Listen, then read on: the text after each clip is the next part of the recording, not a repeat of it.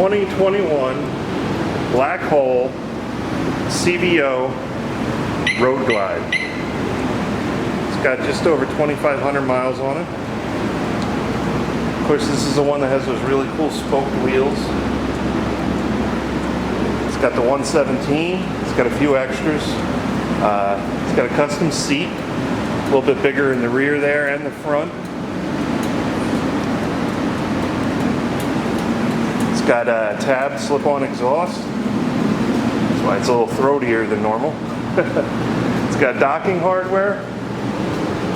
Of course, it comes stock with the Kahuna Collection grips and pegs and stuff.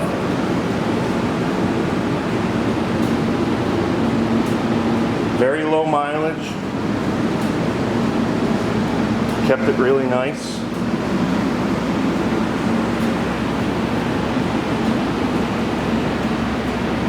So it comes stock with heated grips.